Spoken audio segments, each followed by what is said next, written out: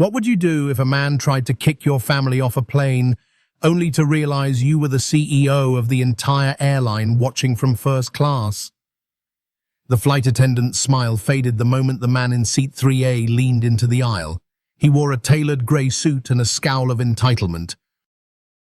His voice was low but sharp enough to cut through the calm of first class. "These children are being disruptive," he said. "This is a premium cabin. I paid for peace and quiet." Amber, the lead flight attendant, maintained her professional tone. "Sir, they're simply talking to each other. They're not disturbing anyone." The man's name was Charles Whitmore. He didn't like being told no. From several rows behind, Julian Carter closed the leather folio on his lap and looked up. He had heard the exchange clearly. His niece, Naomi, and nephews, Malik and Isaac, were seated just ahead, chatting and leaning toward the windows.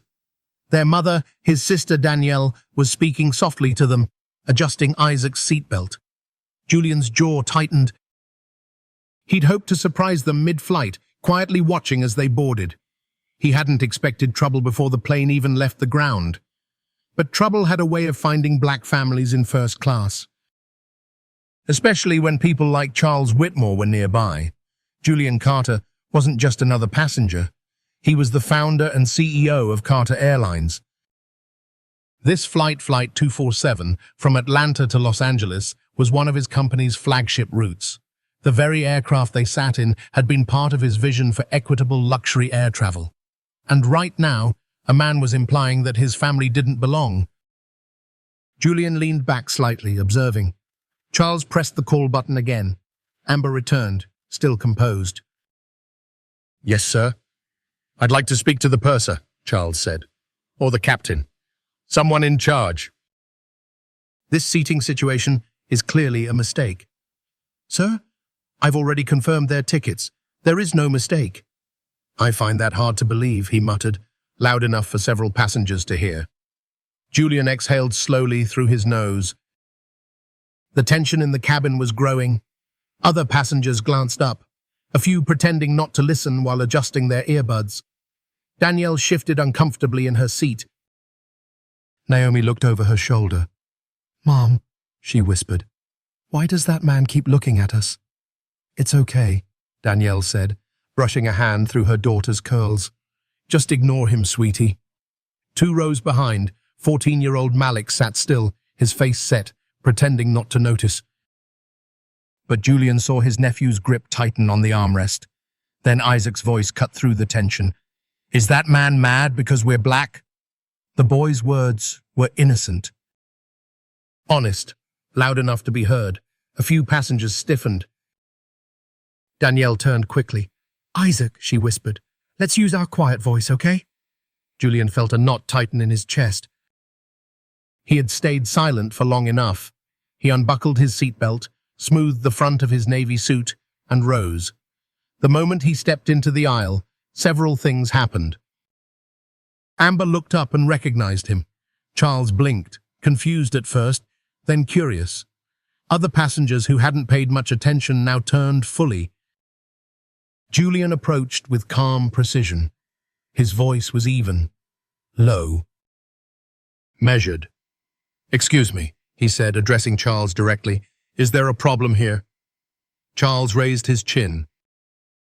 "I don't believe we've met." "No," Julian replied, "but I believe you've met my family." He turned slightly, gesturing to Danielle and the children. Charles followed his gaze, then frowned. "Those children you're complaining about," Julian said, "they're my niece and nephews." Silence settled over first class like a dropped curtain. Charles opened his mouth, then closed it. His posture stiffened. Julian continued, still composed. "And I'm Julian Carter, founder and CEO of Carter Airlines." Amber, standing behind him, gave the slightest nod to confirm his identity. Charles's face reddened. Around them, the cabin remained quiet, uneasy, waiting. Danielle reached out and took Naomi's hand. Malik sat up straighter. Isaac looked confused, but clutched his dinosaur backpack tightly. Julian looked Charles in the eye. "You were saying something about standards," he asked. Charles's voice dropped, defensive now. I didn't know who they were. I just assumed. Yes, Julian interrupted. You assumed. He let that word hang there.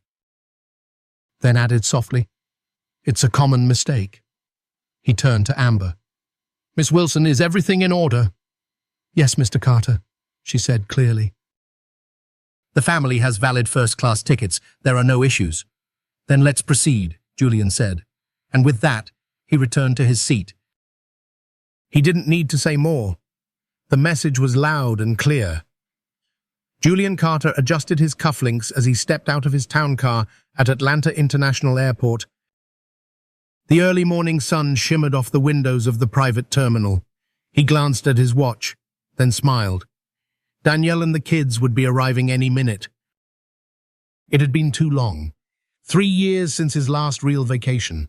Months since he'd seen his sister and her children in person. Julian wasn't just tired from running a fast-growing airline.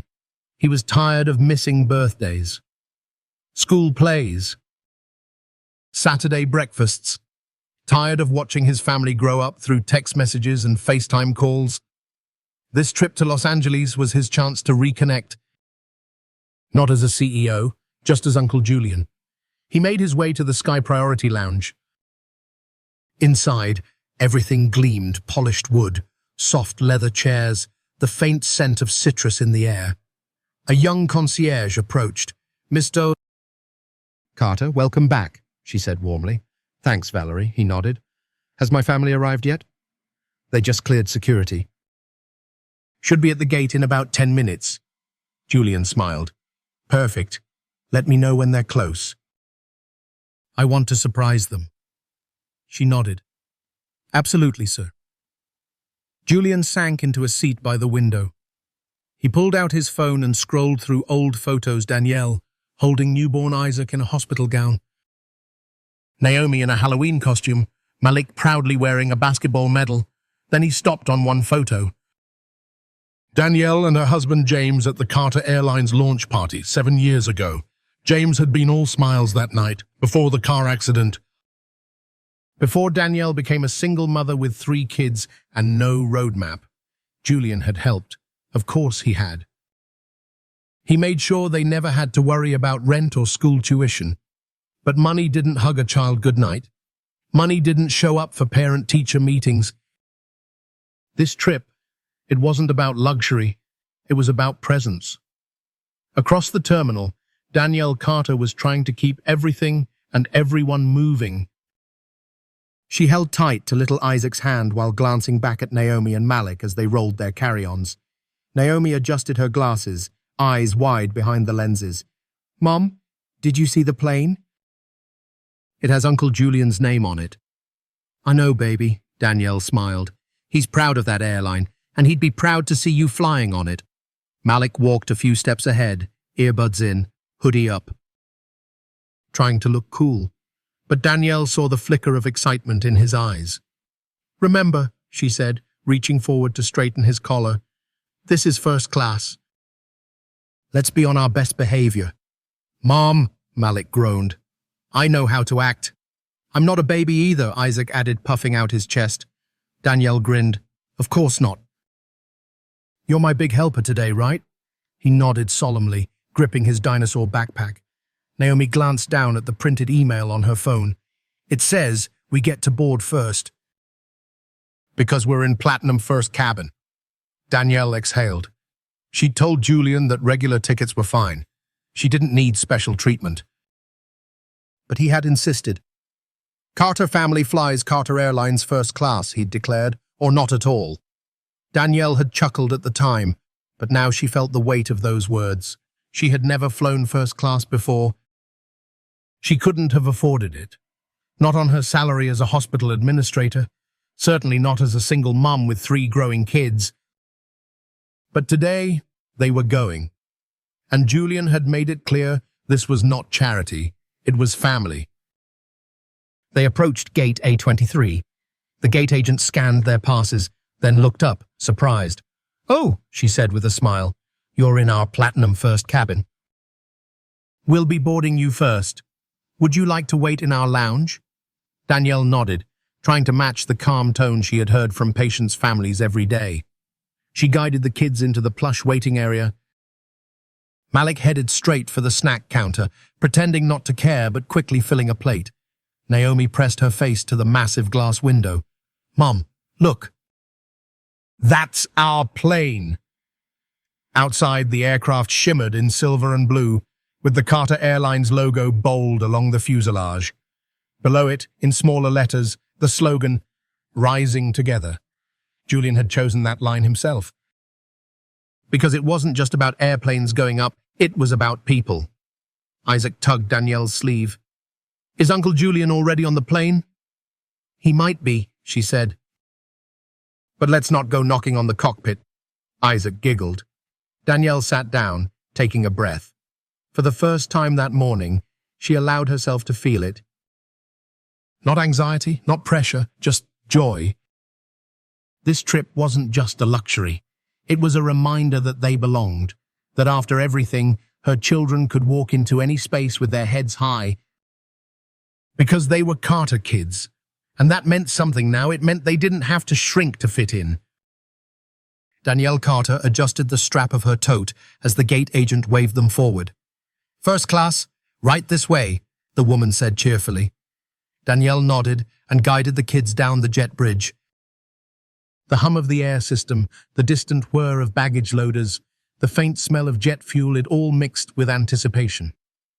Malik walked ahead, his steps a little too fast, pretending not to care. Naomi clutched her stuffed penguin close, trying not to let her awe show. Isaac asked a dozen questions a minute, pointing at every blinking light. Danielle kept her voice low and calm. "Remember what I said?" "Be polite. Say thank you. No running." "Yes, ma'am," all three chimed, more or less in unison. They stepped onto the plane, greeted by a young flight attendant with glossy blonde hair and perfect posture. "Welcome aboard," she said, her tone professional, but her smile didn't quite reach her eyes when she saw the group. Danielle noticed it. She always did. The slight pause, the quick up-down glance. A flicker of something behind the smile. Not cruelty, not always, but doubt. First class wasn't a place where people expected to see a black single mom with 3 kids. Danielle felt the shift in the air the moment they turned left into the premium cabin. Soft lighting, wide leather seats, passengers already settled in with noise-cancelling headphones and sparkling water. The Carter children walked in, and the room got just a little quieter. Not silent, but quieter. Danielle felt it like a tremor under her skin. She reached for calm. Malik sat down and pulled his hoodie low.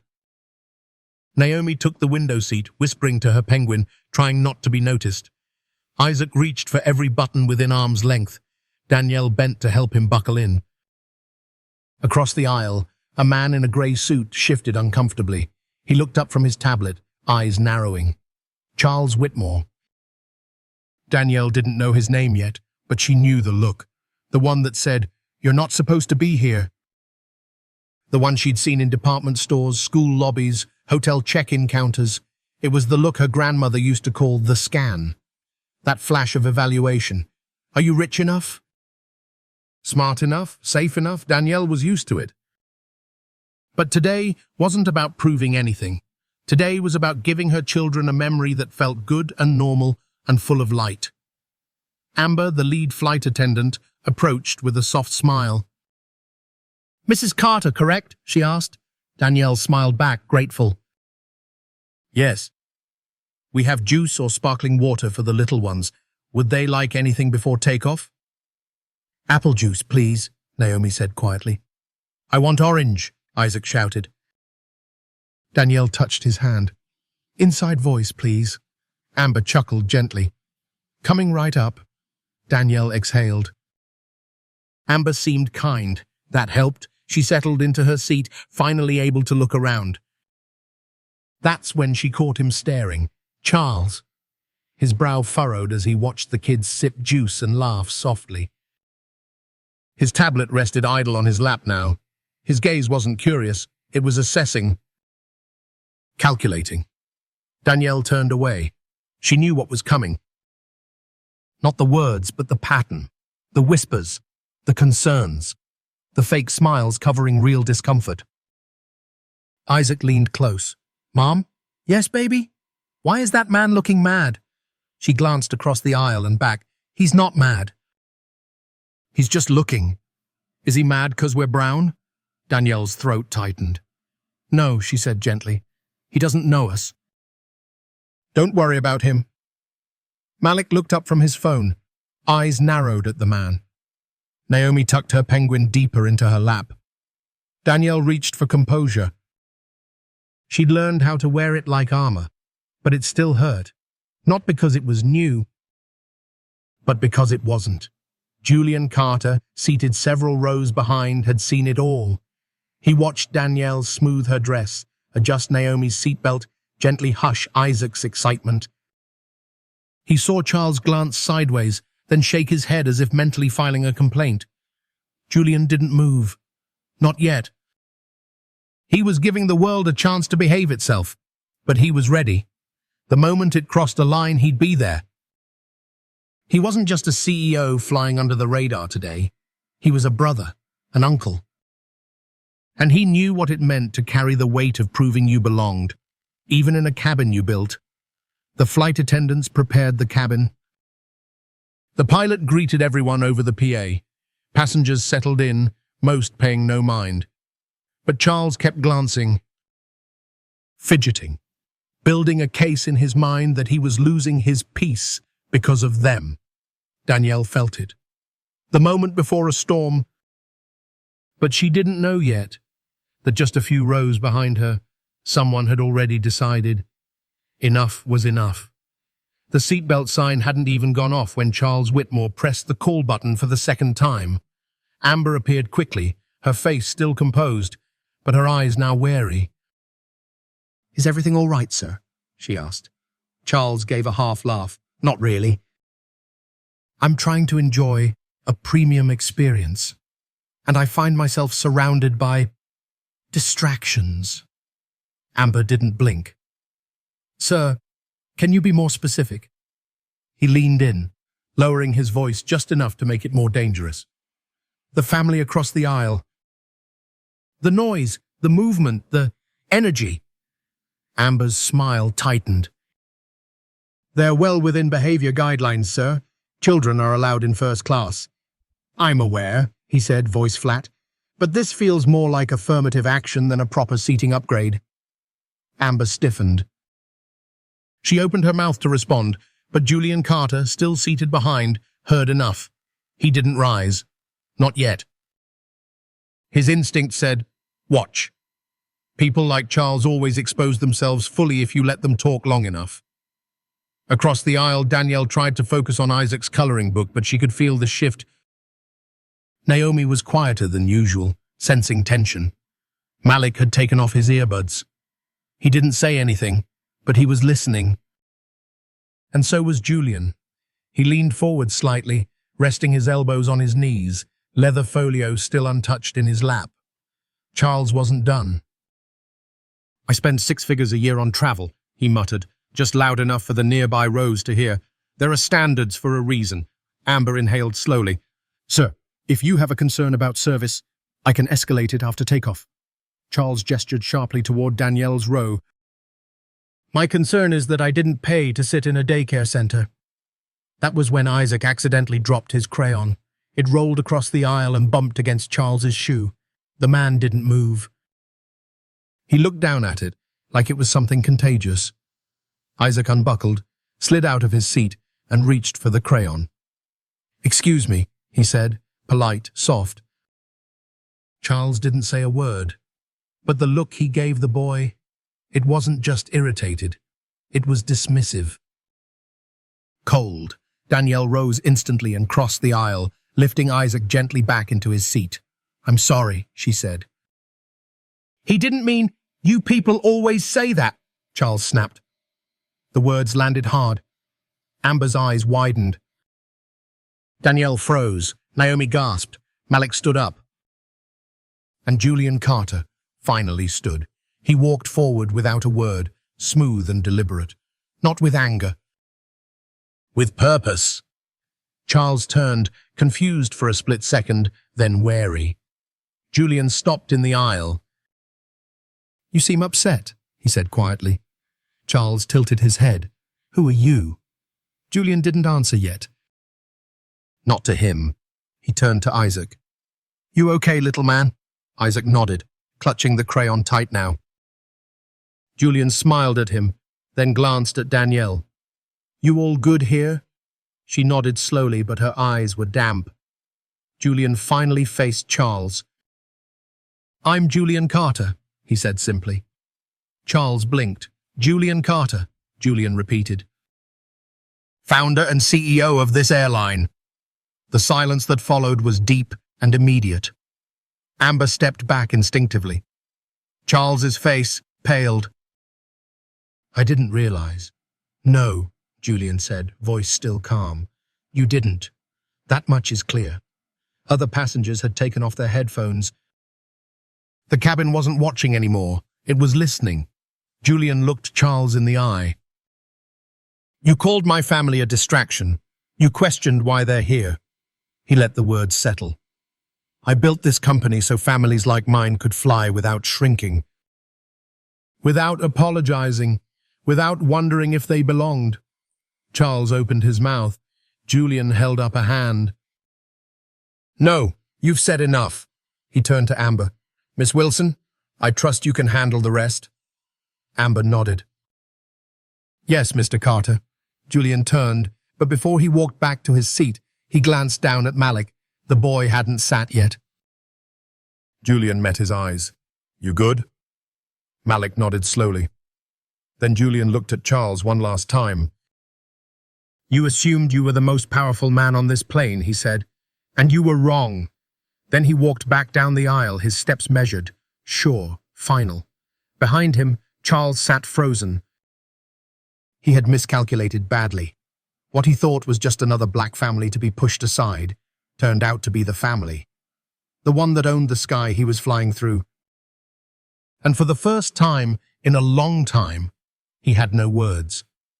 The plane hummed with soft turbulence, but inside the cabin, the tension had already peaked and simmered into silence. Charles Whitmore hadn't spoken another word since Julian Carter returned to his seat. He sat rigid, jaw tight, eyes forward. Danielle Carter turned to her children, trying to settle them. Naomi's lips were pursed tight, trying not to cry. Malik sat stiffly, arms crossed, still standing like a guard between the aisle and his siblings. And Isaac. Sweet, curious Isaac. He looked up at his mom with a question she didn't expect, a question she wasn't ready for. "Mom," he whispered, barely loud enough for the row to hear, "why does that man hate us?" Danielle froze. Her hand rested gently on his chest, feeling his heartbeat flutter under her palm. "What do you mean, baby?" she asked softly. Isaac looked across the aisle. He looked at me like I did something wrong. But I didn't. I was just picking up my crayon. His voice trembled. Danielle blinked back tears. "I know," she said. "You didn't do anything wrong. But he looked mad, real mad." "Like I made him mad just by sitting here." Naomi turned to her mother. "He kept staring at us before you even sat down." Danielle took a deep breath. She glanced over her shoulder. Julian was watching. He didn't say anything. He didn't need to. His eyes said, "Say the truth. I'm here." Danielle turned back to her children. "Listen to me," she said gently. "Sometimes people carry anger inside them, and they don't always know why. Or maybe they do, but that anger, it doesn't belong to you." Isaac looked confused, but he looked at me like I was wrong. Danielle's voice caught. "You're not wrong, Isaac. You are smart. You are kind. You are exactly who you should be." She reached over and touched Malik's hand. "You too, Malik. You didn't do anything wrong by standing up. You were protecting your family." Naomi leaned in. "I don't like how it felt." Danielle wrapped an arm around all three of them, her voice trembling but clear. I know, baby. I know. But that feeling, that's not yours to carry. It's his. From behind them, a familiar voice came. Soft, steady, full of warmth. Can I join you for a second? Julian stood beside their row. He knelt down, eye level with the kids. Danielle nodded slowly. Of course. Julian looked directly at Isaac. You're the brave one who picked up the crayon, huh? Isaac nodded, uncertain. You know what I saw? Julian asked. I saw a boy who remembered his manners, who said, "Excuse me," and stayed calm even when someone else didn't. He reached into his jacket pocket and pulled out a small keychain silver wings, the kind airline captains give to special passengers. He handed them to Isaac. These are for first-class flyers who show courage, Julian said, and I think you earned them. Isaac's eyes lit up. Really? Really? Julian turned to Naomi. And you? I saw you watching. I saw you protect your little brother with your eyes before you said a word. That's strength. He reached out and gently squeezed her shoulder. And Malik, he said, shifting his focus, you stood up. Malik looked away, embarrassed. I just didn't want him to talk like that, he muttered. Julian nodded. Exactly. You don't have to be loud to be powerful. Sometimes just standing still is enough. Danielle wiped her eyes. Julian turned to her. You've raised them right. She gave a shaky laugh. I'm trying. You're doing more than that. He looked back at the three kids. I built this company so that families like ours could take up space without apology. So you never have to wonder if you belong. He paused. But sometimes, even in places we've earned, people will try to make you feel small. Isaac held the wings tightly. What do we do then? Julian smiled. You stand tall. You don't shrink. You remember who you are. He tapped the Carter Airlines logo stitched on his jacket lapel. See this? This company, it's got your name in it. You don't need permission to be here. Malik finally smiled, just a little. Naomi looked back out the window. Her shoulders relaxed. Isaac tucked the wings into his dinosaur backpack. Julian stood. Before he returned to his seat, he looked down at Danielle. Let me know if you need anything, he said. She smiled. You've already given us everything. He nodded once, then turned. In seat 3A, Charles stared straight ahead. He didn't move, didn't speak, but something had shifted in the air. The cabin had heard it all. The whispers were gone. All that remained was a quiet, growing sense of truth. A family had stood its ground, and dignity had stayed seated right where it belonged. Flight 247 touched down at LAX with a gentle jolt, but for many on board, the real turbulence had already passed. No one mentioned Charles Whitmore. They didn't have to. The silence around him was its own kind of verdict. Danielle gathered her kids, thanked the flight attendants, and walked off the plane with her head high. Julian followed behind them, calm and unbothered, but fully aware that this was only the beginning. By the time he stepped off the jet bridge, his phone was buzzing. 3 missed calls, 1 from Logan Pierce, his CFO, 2 from Helen Blake, chairwoman of the board. Julian exhaled and walked toward the waiting car, not surprised.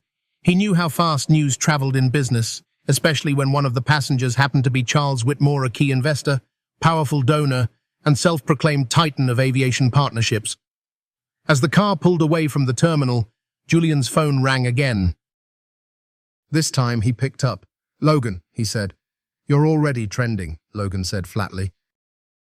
It started as a tweet. Some passenger posted about what happened in first class. Now there's video? Multiple angles. Julian didn't flinch. Let me guess.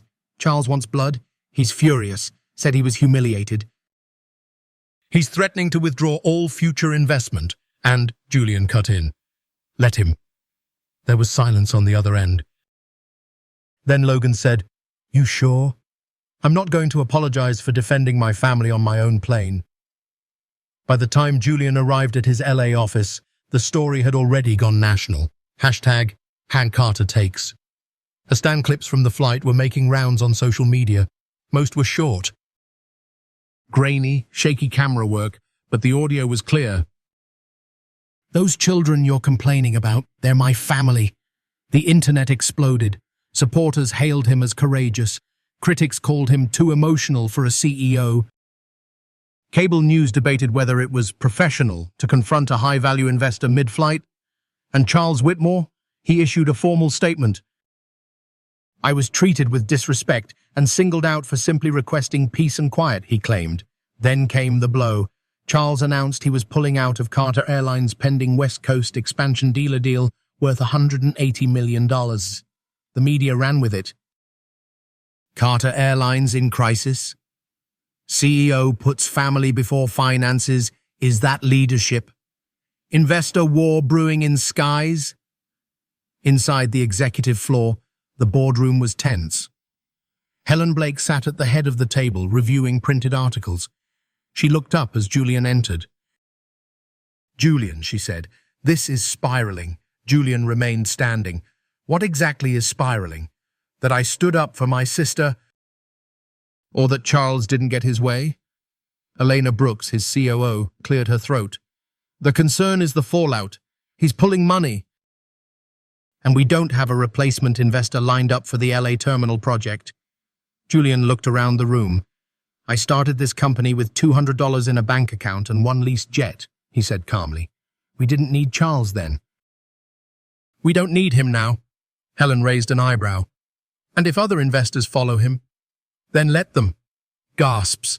A few shifted in their seats. Julian walked to the window, looking out over the skyline. What do you think we're building here? He asked. Just planes and runways? He turned around. We're building a message that everyone deserves to fly with dignity, that families like mine don't need to shrink just to be allowed in first class. There was silence. Then Logan spoke up. We've got media requests lining up. CNN, MSNBC, even the Wall Street Journal. Julian nodded. Line them up. That evening, Julian sat under the soft studio lights of a televised interview. The anchor leaned forward. Mr. Carter, do you regret how you handled things on that flight? Julian didn't hesitate. No, the anchor raised her brows. Not even a little. I regret that my 7-year-old nephew had to ask why a man hated him for nothing more than existing. I regret that my sister had to soothe her kids in a cabin meant for comfort. But do I regret speaking the truth? No. The clip aired in prime time, and the public responded. Thousands of messages flooded in. Parents shared stories of being stared at, second-guessed, sidelined. Passengers of color described moments they had felt invisible, or worse, hypervisible, for all the wrong reasons. Julian's words had hit a nerve. The next morning, Logan entered Julian's office with a smirk. You might want to check this. He placed a folder on the desk. Julian opened it. Inside were letters from 2 new investors, both black-owned equity firms, offering to cover the exact amount Charles had pulled, along with a little extra. I guess they liked what you said on TV, Logan said. Julian chuckled. Maybe they liked what I didn't say more. Eleanor popped her head in. Oh, and Helen says, you were right. Julian looked up. She said that? She did. Exact words. He didn't fold. Julian leaned back, a rare smile forming. Not because he'd won the battle, but because the war the quiet one fought every day in boardrooms and plane aisles and school meetings had just lost another soldier on the wrong side of history. In a quiet corner of Los Angeles, 3 children were having ice cream on a hotel balcony. Naomi laughed as Isaac pretended to be a pilot, wings clipped to his shirt. Malik leaned back in his chair, legs kicked up, watching the sky. And Danielle. She looked at her phone. She saw the headlines. She saw the support. And she knew Julian hadn't just stood up for them on a plane. He'd stood up for them on a national stage. 3 days after the flight that changed everything, Julian Carter stood behind a podium at Carter Airline's headquarters in Atlanta. Cameras clicked, reporters scribbled. The room was packed with microphones and questions, but Julian didn't speak immediately. He looked over the crowd. He saw fear. He saw curiosity. And he saw something else too, expectation. Everyone wanted to know the same thing. Would he walk back what he did? Would he apologize to the wrong person to protect the company? Julian adjusted the mic. 3 days ago, he began, I stood up on a plane not as a CEO, but as a brother, an uncle. A black man. He paused. I didn't plan to make a statement. I wasn't chasing headlines. I was simply refusing to stay silent while my family was made to feel like trespassers in a space we rightfully belonged. He looked straight into the camera lens. And I would do it again. Gasps. Camera shutters. A few people murmured. Julian didn't blink. The media storm had grown more intense since his televised interview. Charles Whitmore had doubled down. He gave press conferences accusing Julian of being emotionally unstable and unfit to lead a public-facing company. Articles popped up questioning Julian's judgment. Commentators debated his temperament. One investor even claimed, Carter Airlines needs less activism and more professionalism. It didn't shake him, because while the noise was loud, the truth was louder. And truth, Julian had learned, always echoed longer than opinion. The board met in emergency session the day before. Helen Blake had asked the question no one wanted to say out loud. What if this costs us the IPO? The company was weeks away from going public. A delay or worse, a collapse could mean the loss of billions in potential valuation. Julian had looked at every board member in the eye and said one thing, money isn't the legacy I'm building. Silence followed. Then, slowly, Logan Pierce raised a hand. I support him. Eleanor Brooks followed, then 2 more, and Helen. She gave a long sigh and finally nodded. You better make it count. And so here he was, making it count. Back at the press conference, Julian continued, We are not going to issue a formal apology to Mr. Whitmore. He let the words hang.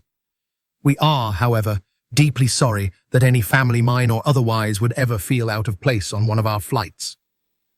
He looked toward a woman in the second row.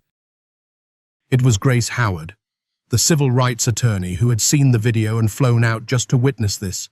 Julian nodded. That is why today I'm announcing a new initiative, the Sky Belongs to Everyone program. He held up a folder. This program will expand our bias training, increase diverse hiring on every level, and create a reporting channel for in-flight discrimination. A few reporters whispered among themselves. Julian wasn't done. I've also instructed legal to terminate our remaining partnership contracts with Mr. Whitmore's holding company. Gasps now. Julian smiled just a little. We don't build legacies with money soaked in silence. Behind the scenes, not everyone was pleased. 2 hedge funds began backing out quietly that same afternoon. A prominent business columnist labeled him reckless. But the public? They responded. Emails flooded in. Mothers, fathers, veterans, teachers, first-time flyers. Stories of exclusion, gratitude, pride. The video of Julian's speech went viral. Even celebrities reposted it, calling him the CEO we need. And at Carter Airlines HQ, applications tripled overnight. People wanted to work for something that meant something. Back in Atlanta, Julian visited one of the training facilities. He walked through the hangar where new flight attendants were practicing emergency procedures. Trey Johnson, a senior crew member and one of the few black male attendants in the fleet, approached him. Boss, he said, I've worked 20 years in the skies. I've seen everything, but I've never seen anyone up there do what you did. Julian smiled. You've been holding the line for a long time, Trey. Trey looked him in the eye. Yeah, but now I know we're not holding it alone. Later that night, Julian sat on a quiet balcony with a glass of water, his phone resting beside him. The stars above Atlanta blinked faintly. He checked his messages one last time before bed. There was one from his sister. It was a photo. Naomi, Malik, and Isaac Yach, one wearing a Carter Airlines pilot cap. Naomi was grinning. Malik had both hands in the air like a champion. Isaac's hands clutched those silver wings. Danielle's caption read, "You didn't just change the industry. You changed how they see themselves." Julian leaned back in his chair. He didn't smile. He just breathed. A little deeper, a little steadier, because this was what legacy felt like. The morning after Julian Carter's press conference, a quiet buzz turned into a roar. Overnight, Carter Airlines' official Instagram post about "The Sky Belongs to Everyone" program hit over 2 million likes. But the real momentum didn't come from algorithms. It came from voices. Voices no one expected. It started with a video. A former Marine named Darnell posted a story from 5 years ago when a Carter flight attendant sat with his anxious daughter during turbulence because he was too shell-shocked to move. "I don't know this CEO," Darnell said into his camera, "but if he's leading with heart, he's got my ticket." Tens of thousands shared it within hours. Then came an unexpected tweet from Viola Davis. "This man said the words so many of us wanted to hear. Dignity should never come second to comfort. At Julian Carter, thank you." The ripple turned tidal. News outlets replayed Julian's press conference side by side with clips of Charles Whitmore's defensive interviews. The contrast was stark. On one side, calm conviction. On the other, entitlement cloaked in vague professionalism. Inside Carter Airlines HQ, Chloe Ramirez, the company's sharp-witted head of communications, was typing furiously. "Media requests from everywhere," she said aloud. "And I do mean everywhere." Julian leaned against her doorway. "You look like someone trying to fix a dam with a teaspoon." Chloe laughed. "That's generous." "It's more like trying to fix it with duct tape and a prayer." He smiled. "Good problems?" "The best kind." She paused. "We just hit record-breaking engagement across every platform." "Also, you're now the #1 trending search term in the US." Julian raised an eyebrow. "I assume that comes with zero privacy and lots of internet weirdness." Chloe nodded. "Definitely." "Also, Oprah's team called." That made him stop. "You're joking." "Not even a little." She handed him her tablet. On it was a message. Oprah Daily would like to invite Julian Carter to discuss inclusion, legacy, and leadership in aviation.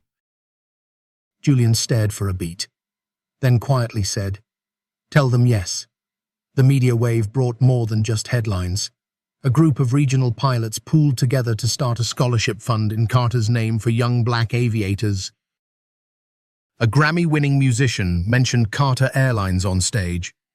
Even students at a Brooklyn public school created a class project titled "What It Means to Fly with Pride." Julian reviewed all of it one night from his office, late into the evening. He wasn't a man who cried easily. But when he opened an email from a mother in Chicago thanking him for giving her 8-year-old son the courage to dream of becoming a pilot, he had to sit down. In the boardroom, Helen Blake adjusted her glasses and reviewed the latest numbers. "Public favorability's up 42%, she said. "Brand trust scores are through the roof." She looked at Julian. "You stuck your neck out."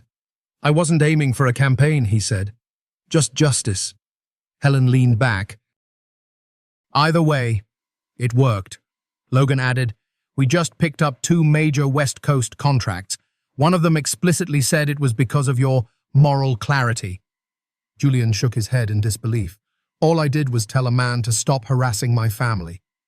"And sometimes," Eleanor Brooks said from the corner, "that's the bravest kind of leadership." Meanwhile, Charles Whitmore faded from the spotlight. The more he spoke, the worse he sounded.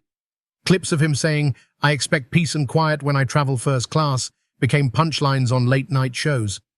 One skit featured an actor playing Charles being gently escorted from an economy cabin for complaining about crying babies. Even former allies began distancing themselves. Julian didn't gloat. He didn't need to. Because for every door Charles tried to slam shut, 100 new ones opened. At home, Danielle Carter was watching her children differently. Naomi had started drawing airplanes. Malik asked if he could volunteer at the Aviation Museum. And Isaac? He wore his silver wings every day, clipped to his backpack, even on weekends. One night at dinner, he looked at his mom and asked, "Do you think Uncle Julian ever gets scared?" Danielle smiled softly. "I think he gets scared and keeps going anyway." Isaac thought about that, then nodded. "Cool. I want to be like that." Danielle looked across the table at her children, their confidence, their pride, their freedom, and she thought, he already is. Julian sat on a bench outside the office the next morning, sipping coffee alone before meetings. A woman approached hesitantly. She looked like she'd come straight from the arrivals terminal roller bag, baby on her hip, travel-worn eyes. "Mr. Carter?" she asked. He stood. "Yes?" "I just wanted to say thank you." Julian smiled. "That means a lot. I was on a flight recently. My baby was crying and I expected the looks, the whispers." She adjusted her daughter's blanket. But the flight attendant knelt down and said, "Don't worry, ma'am. Our CEO says the sky belongs to everyone." Julian's throat tightened. She smiled and offered her hand. "Thank you for giving people like me a little more room to breathe." Julian shook her hand gently. "No," he said. "Thank you for reminding me why it matters." Julian Carter entered the boardroom alone. He didn't bring a legal team, no advisors, no presentation deck. Just himself and a promise he refused to break. Around the long mahogany table sat the 11 members of the Carter Airlines board. Some he knew well, some he didn't trust. All of them were here for one reason, to question whether the company could still afford his values. Helen Blake, chairwoman of the board, spoke first. "Julian, let's be honest. The goodwill has been incredible. But so have the costs." She gestured toward a file in front of her. 3 major investors have withdrawn in the last 5 days. We're risking our IPO timeline. And the press is now digging into your old speeches, your political contributions. We're becoming the story. Julian didn't flinch. That's what happens when you do something that matters. Another board member chimed in. "We're not debating your heart, Julian. We're debating your judgment. What happens when your stance starts affecting roots? Partnerships, code shares." Julian took a seat at the end of the table, folding his hands. "It already is affecting them. But not the way you think." He slid a folder across the table. Inside were letters of intent: new investors, minority-owned funds, community development banks, international partnerships, some even larger than what they'd lost. Eleanor Brooks, the COO, watched silently from the back wall. Her eyes locked with Julian's, a silent signal of support. He continued, "These partners don't want to just make money. They want to make history. They want to be part of something that isn't just scalable, but defensible." One of the older board members, Thomas Bell, frowned. "I've been in this game 30 years, and what I've learned is principles cost money." Julian nodded. "They do." He looked around the room. "So does silence." No one spoke, so he stood. "When I was 8 years old," Julian began, "I got kicked out of a first-class lounge with my father. A man in a suit told him we were making people uncomfortable just by being there." His voice was steady. "I remember my dad straightening his shoulders, lifting his chin, and walking us out. But he didn't say a word. Not to me, not to the man, not to anyone." He paused. "I built Carter Airlines, so no one's father has to teach their child how to swallow dignity again." He met Helen's eyes. "So if you're asking me if I'll walk that back now, the answer is no." The silence broke. Helen folded her hands. "We don't want to fire you, Julian." He smiled faintly. "Good. Because I'm not going anywhere. But we do want a compromise," she continued. "A task force, PR advisors, A toned-down version of the message, at least for Wall Street. Julian shook his head. Wall Street doesn't fly our planes. People do. He turned to Logan, who had just entered the room with an updated report. Logan handed Helen a new file. "What's this?" she asked. "Latest booking numbers," Logan said. She flipped through it. Eyes widened. So did several others around the table. "You're telling me bookings are up 17%? 18, Logan corrected. "Across all demographics. And the biggest bump?" He looked at Julian. "First-class families." Julian let the numbers speak, but then he added softly, "Turns out, when people feel welcome, they show up." Another board member, a woman who had said nothing the whole meeting, finally spoke. "I flew Carter last week," she said. "A mother boarded with 2 toddlers and a stroller.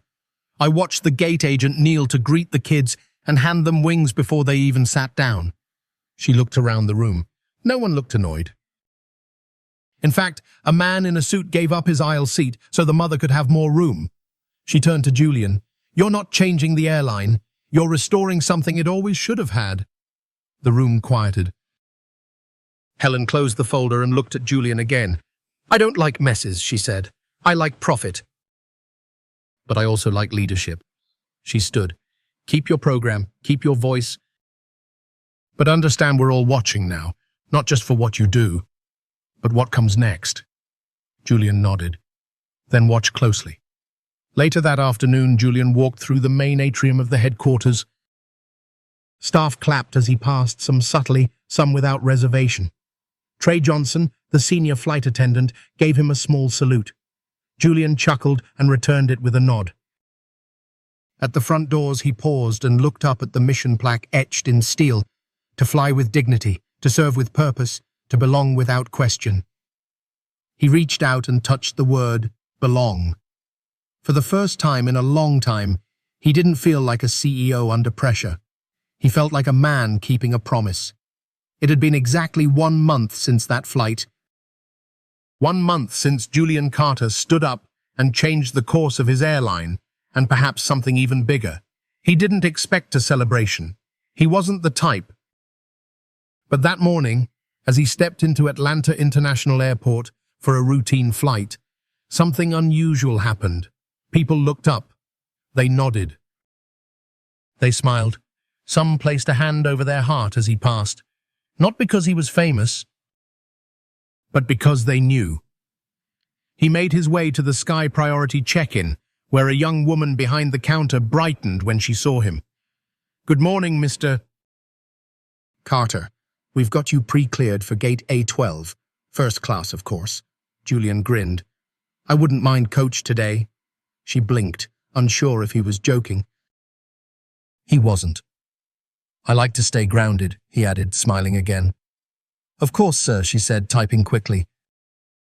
"But either way, there's a surprise waiting for you on board." He raised a brow. "I'm not great with surprises." She winked. "This one's worth it."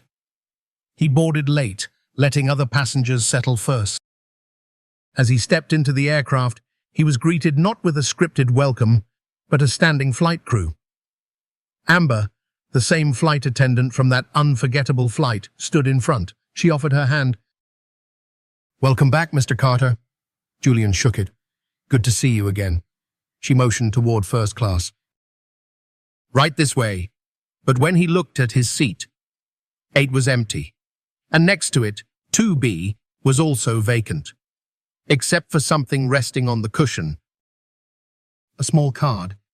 He picked it up and read, "This seat is intentionally left unoccupied today, in honor of every child who was once made to feel unwelcome, and every parent who stayed quiet so their kids wouldn't have to." Julian stood frozen.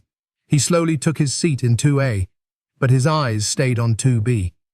It was more than a gesture. It was a statement, and the passengers around him knew it too. Some wiped away quiet tears. A mother further down the row reached over and held her daughter's hand. Julian looked across the aisle and locked eyes with Danielle, who sat with Naomi, Malik, and Isaac. They had flown in quietly for this flight, Danielle smiled. Julian nodded. Midway through the flight, a little girl from economy came up the aisle, nervously holding a drawing. Amber led her gently to Julian. "She wanted to give this to you," she said. The girl, maybe 7, held up her picture. It was a plane in the clouds. On the side it said, "Carter Air for Everyone." Julian knelt down. "What's your name?" "Sophia." "Well, Sophia, this is going on my office wall." She giggled. And with that innocent laugh, the cabin softened. Everything did. As they began their descent into New York, Amber came back to check on him.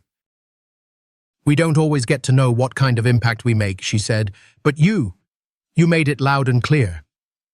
Julian looked out the window, then back at her. "Impact only matters if it lasts." She nodded. "Well, this one will." As the plane touched down, the passengers began to stir. Phones turned back on, seatbacks clicked upright. But no one rushed to get off, because in that cabin, something bigger than arrival had happened. A flight had become a moment, a memory, a message. And as the doors opened and Julian stepped into the terminal, he was met not by reporters or cameras, but by families. Black, white, Asian, Latino, parents with kids in tow, flight attendants still in uniform, pilots who had just landed. They had gathered not for protest or praise, but presence. To say, in their own quiet way, "We heard you, we saw you, we're still flying with you." Julian shook hands, he took pictures, he answered questions. And just before leaving, he looked back through the glass at the airplane he had just exited. Seat 2B was still empty, but it wasn't lonely. It was full of every child who no longer had to shrink, every parent who no longer had to explain, every family who now knew they belonged even in first class. Later that night, Julian sat with Danielle and the kids at the hotel. Isaac had fallen asleep with his pilot wings still pinned to his shirt. Naomi was telling a story with her hands flying in the air. Malik scrolled through pictures from the day. Danielle poured 2 cups of tea and passed one to Julian. "You know what I realized today?" she asked. "What's that?" "You didn't just protect us, Julian. You protected every version of us that came before." Julian looked at her. "I hope I made Dad proud." Danielle smiled. "You did." She paused, then added, "But more importantly, you made your nephews and niece proud too." Julian looked over at the 3 sleeping and laughing on the couch. He smiled. For the first time in weeks, he felt something finally settle. Not relief, not triumph, just peace. And a quiet knowing. The sky really did belong to everyone now, especially them. In a world that often prizes silence over truth, this story reminds us that dignity is not a privilege, it's a right. Julian Carter didn't just protect his family on that flight. He protected the idea that everyone, regardless of color or class, deserves to be seen, heard, and respected. For many older Americans who've lived through moments of quiet exclusion or witnessed the slow march of progress, this story is not just about an airline CEO. It's about legacy, about choosing courage when compromise is easier, about teaching the next generation to hold their heads high, not in defiance, but in quiet self-worth. We may not all be CEOs, but we are all gatekeepers in some way at the dinner table, in the workplace, on the sidewalk. What we tolerate, we teach. What we speak, we pass down. And sometimes, one small moment, a kind word, a hand extended, an empty seat left with purpose, can say to a child, "You belong here." That's the power of standing for something when it matters most. That's how real change takes flight.